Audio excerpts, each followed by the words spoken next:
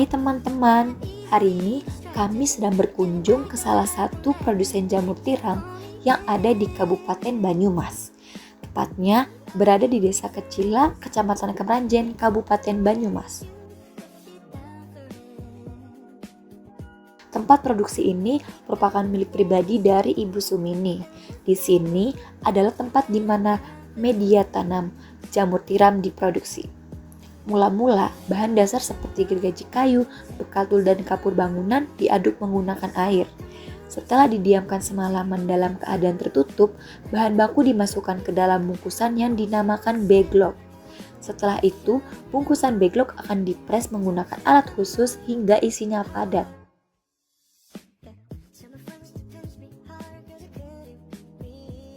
Beglok tadi harus disterilisasi, yakni dibuang uapnya dengan menggunakan alat sterilisasi yang ada.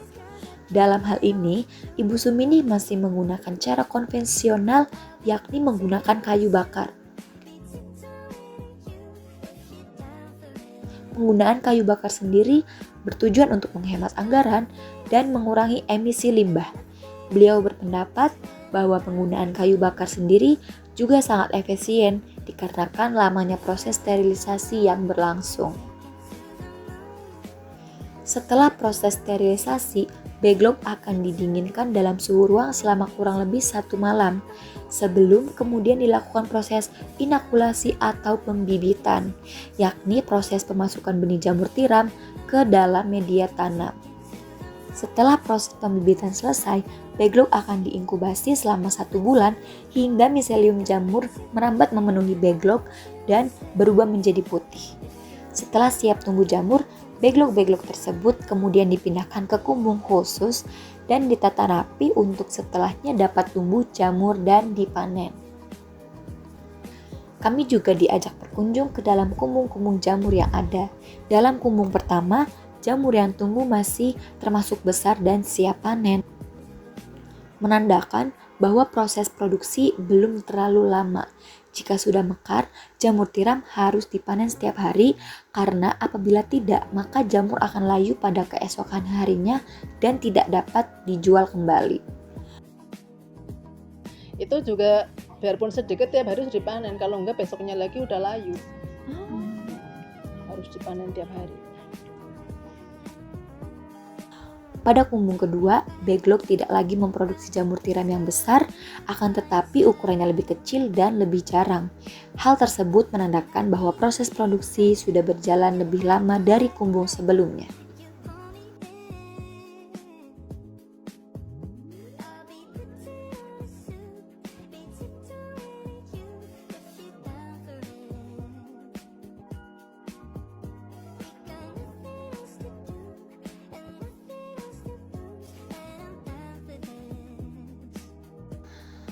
Saat kami memasuki kumbung ketiga, beglok yang tersisa hanya setengah saja, menandakan bahwa itu merupakan kumbung yang paling lama memproduksi jamur.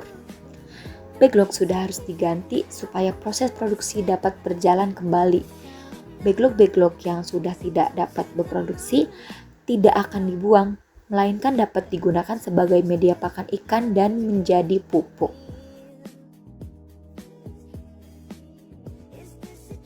Salah satu hal yang perlu digarisbawahi dari produksi jamur tiram milik Ibu Sumini ini adalah tidak adanya limbah yang dihasilkan serta semua proses dan hasil produksinya bersifat organik.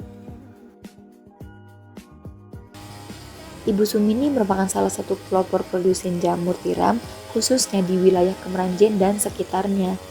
Adanya produksi jamur tiram ini juga menjadi salah satu sumber mata pencaharian warga sekitar. Biasanya, bapak-bapak akan membantu mengaduk bahan baku, kemudian ibu-ibu yang memasukkan bahan ke dalam beglok. Selain mempertahankan cara konvensional dan tradisional, produksi jamur tiram milik Ibu Sumini juga menjadi salah satu sumber penghasilan bagi masyarakat sekitar. Demikian laporan kunjungan kami ke tempat budidaya jamur. Melalui kunjungan ini, kami mendapatkan banyak pengetahuan baru tentang proses budidaya jamur, mulai dari persiapan media tanam hingga panen. Semoga informasi yang kami bagikan bisa bermanfaat dan menambah wawasan teman-teman semua. Terima kasih dan sampai jumpa.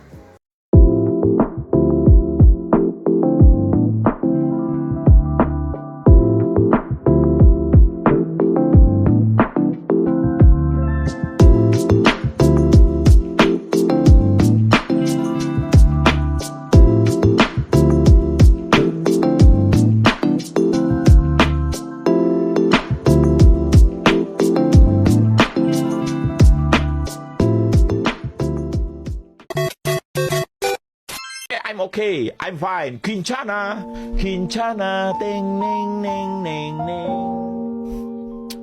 Ku menahan rasa sakit, rasa sakit. Hai guys, kita lagi ngapain? Makan. Lagi perbaikan gizi. Mana Ca? Lagi madam. Dikit doang ya Ca? Ini udah 5 piring.